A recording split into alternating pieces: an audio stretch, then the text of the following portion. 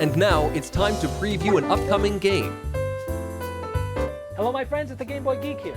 Every 4 years, a sporting event absolutely captivates the entire world. Some kids are practicing their whole life in dirt fields, trying and dreaming to be a part of this great event. Of course I'm talking about the World Cup, which is soccer in America or football and everywhere else in the world. This is the year that the World Cup is coming, so why not take advantage of that, which Conquistador Games has. Today we're looking at a Kickstarter preview for a game called Futbol Strategy. And it is a football game where you can pick your countries, you can pick your superstars, and you're going to be trying to strategically and tactically score more points than your opponents. So let's take a look. I'll show you how it's played, and I'll see you on the other side. At the beginning of Futbol Strategy, you get to choose your country. You also get to choose 6 starters that are going to start your game. I have this split up into 2 different sections. We have what's called the A section, which is the attacking part of the field, which is going to be closest to the opponent's goal. We then have the midfielders, which will, again, stay towards the middle of the field. And we have the defenders. We also have the goalkeepers. So now we're taking a closer look at the midfielders and the defenders, and they all have 3 different columns. The left column is mostly for passing, receiving, and sort of controlling the ball. The lower numbers are better because that tells you what number you're going to have to roll above with 2 dice during the game. The middle column is for scoring, and again you want to have a lower number for the same reason. And the column on the right is for defense, and a higher positive number is better. You can also see star ratings. They have nothing to do with the game specifically, but it allows you to quickly look at different players and see which ones are better at certain parts or aspects of the game. If you didn't want to take too much time to put your team together right away, this actually has 3 different configurations. This is a very defensive team. This is sort of an average team. And this is a team that's very aggressive or good at scoring. So between this, you could select those specific starting players and place them in their corresponding zones on the field. And as I say with all my previews, these are obviously prototype components, and these will obviously be different in the final version. This is just to give you a feel for how the game is going to play. So let's say I've set up my Brazilian team as this middle range here. I've got the right people and the right things. Now, Brazil here, we have the defensive zones, and we have left, center, and right. We have the midfield zones, left, center, and right, and the attacking zones, left, center, and right. Each zone has 2 spaces, so this attacking left has 2 spots. They all have 2 spaces within each zone.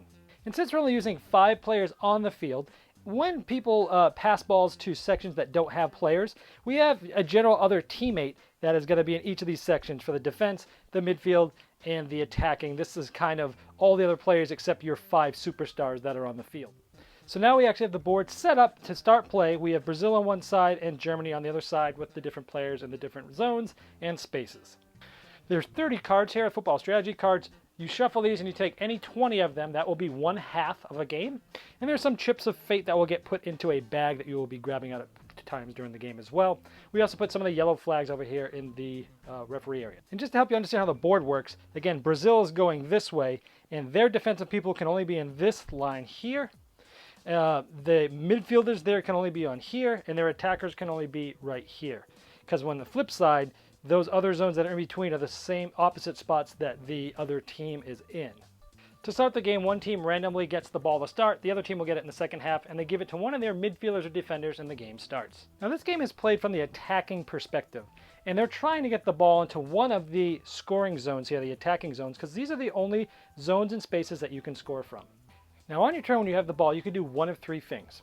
One of them is you can pass the ball up to 1 zone away. Since I'm here, I'm in the center midfield. 1 zone, again, we have left, center, right, mid, attacking, and defense. And since I'm in the middle of the field, I could really move this ball pretty much to any one of my 9 different zones in the game. But if the ball was here, per se, and let's say this guy was down here on the right, it could basically just go up to this zone, or this zone, or this zone. So essentially 1 zone away.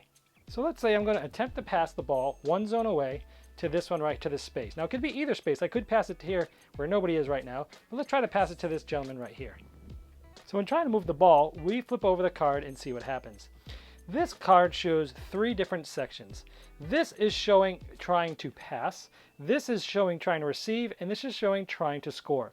So since we're trying to pass the ball, first we do a pass check. And this says we're going to roll 2 dice, and in this case we're going to apply the defender's value, the shield value, of the defender diagonally and to the right of this player. So here's the guy, here's the defender, and now we have, look at these values here. The passing is 4, but the shield defense on this guy is +2. So we take 2 plus 4 is 6. I would have to roll higher than a 6, which I did not here, to be able to pass that ball. Here I did not. If that doesn't happen, the ball gets turned over to the defender, and then we go to the movement part of the card. Now here shows us that since that pass did not go, both sides get to move one person, but the defense gets to move first because they have a star. They can move up to 1 space away.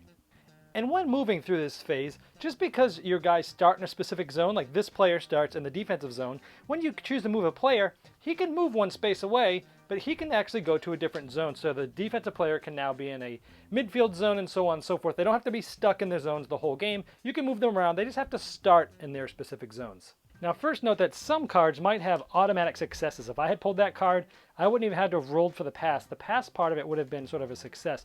So here we rolled and we got past it. Now we go to the receive and we look at the X defense of the guy just in front of the person receiving the ball. So this is the person that was receiving the ball. Their receive is 4. The defender directly across, as that card said, was +3. So I have to roll more than a 7. And if I did, then that ball does get passed and received to that player. Now you'll see the ball's now in the attacking area. Now you'll see these 2 marks. This is a close scoring opportunity. The ones with the long arrows are long scoring opportunities, and the one with the crossing in it is a crossing scoring opportunity. If you were in one of these other scoring opportunities, you'd be able to try to score right now. If you're passed from the midfield to a short scoring opportunity, you still have to move 1 more time in order to try a scoring opportunity. So I'm going to try to move the ball and pass it over to this spot right here and then try a scoring opportunity. Now since we did the pass and the receive check and we're not going to do the scoring, that's when the movement happens. So let's say they move here and we move there. Now we're going to try another pass to this gentleman so that we can try a scoring opportunity. So we'll flip over another card. Now let's just assume that the passing and the receiving is good. The checks, we get past them just because you already know how those work. And we now go to a scoring opportunity. So this one says basically the shooter is going to roll the dice and look at the defender to the top left. Some of them actually say you roll the goalkeeper's dice and you look at what his is. So let's look at the defender over there. Now there is no defender over there, so there's no modifier. And for a short goal, all I have to do is roll bigger than a 4. And let's say I do. So that's a success. At that point, we would pull out a chip of fate from the bag. These would be in a bag. We'd pull one out. And we would look at this. And for now, you just look at the bottom. The left is the success. The right is a failure. And this is a score. So in this case, we would have scored. But sometimes even a success might lead to something else like a corner kick, for example. That's what that symbol is for. And sometimes failures, let's say this would be like a goal kick, where the goalkeeper gets to kick it from. And sometimes a failure might be a scramble, and at that point you would say this is where the center of where the target, the player was, and then you would resolve the receive check, and then if it goes, he could take another scoring chance. Otherwise, if this check doesn't work, then the other team has the ball. The other 2 scoring opportunities are a little different. So this is a long one. So let's just say that when I pass it, it came to this guy. And even from midfield, you could try to do a long score right away, unlike the short scores. And this is a long score. So we look at our long score, and this guy's is 8. So we would then flip up a card again, and we put this down. Let's just assume that this was the card after the 2 check, the check worked, and that person had the ball where we saw it. The goalkeeper would roll his die then. This actually works pretty much the same way as the other one. It's just a lot harder to score from there, and you can try to score there right directly from a midfield pass. And then you'd have to look at the long score. So this is a 4. As long as the goalie rolls more than a 4, he stops the ball, and he gets the ball and gets to do a kickoff from there. The last one is these crossing patterns. So let's look at one of those. So let's say I was trying to cross it to this gentleman on the short goal there. So we get another chip of fate here out of the bag, and we see this. And in this case, we're trying to, it gets to the crossing person because the dot is where it's going, the lines is where it ended up, so it's right where it wanted to be. And we look at the defender diagonally to the left of that person, and we're checking the arrow pass check and the X defense check of both of these people. So in this case, we would look at the arrow number here, which is 5, and we look at the defender that was diagonally just like that chip of fate showed, but there's no player there. In this case, since there's no superstar there, we actually look at that team. Remember, every team has 3 generic team members, 1 in each zone. And if you remember, the card had an X. His modifier for X defense is actually 0. So we wouldn't add anything. But if it was like +1, we would add 1 to the +5, and we would have to roll more than a 6 in order for this pass to be good. And if it was good, then we would go on to the scoring check. So we just covered 2 of the 3 things you can do on your turn. We've done passing. We've done cross scoring. Also, by the way, when you pass into an empty spot like this, let's say I want to pass here, if it's empty, I can either move my guy into that spot, or if there's nobody there, essentially you use the team markers attributes for that row. It's basically one of your teammates that's not one of the special 5 superstars that are there. That's what would go there. So we've passed, we've shot. The last thing to do is clear the ball. If you have one of your defenders has the ball, you can clear the ball, which essentially is you resolve a movement, which is the movement part of the card, plus you get one additional move, and then that ball, the other team gets to get this ball either in one of the defenders' spots, wherever the defenders are, or in the goalie to do a goal kick. So those are all pretty much the things you do on your turn. A few other things to mention is when you're rolling for certain things. When you roll doubles, there's certain things that might happen. For example, if we rolled a double 1, this would have failed immediately, automatically.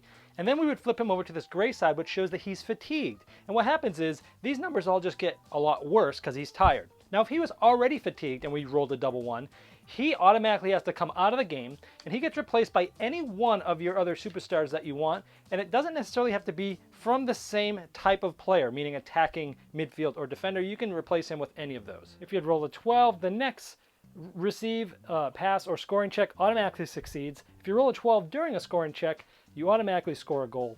Then the other doubles just do certain types of fouls where you can get essentially a yellow card on a player, and if they get a second card, yellow card, they're out of the game. It could be penalty kicks and certain other things that happen when you roll doubles as well. So essentially you go until 20 of these cards are done. That's one half. You play again the second half, and the one who has the most points, as labeled up here to keep a track of the score, is the one who wins. All right, well, there is football strategy, and obviously, if you're a fan of football, you're probably already going to take a look at this very seriously. If you're not, the video hopefully would show you if you would or would not be interested in this. If you are interested, I'm sure the fellas over at Conquistador Games would love your support. It's on Kickstarter right now. So in just a moment, there's going to be a link that comes up just below this video. Go ahead and go to that link, and then you'll see the Kickstarter page, and I'm sure they would love your support.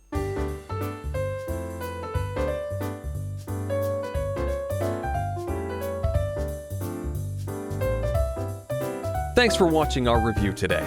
For more information about board games, as well as the #1 board game audio podcast, check out Dicetower.com for reviews, interviews, and more.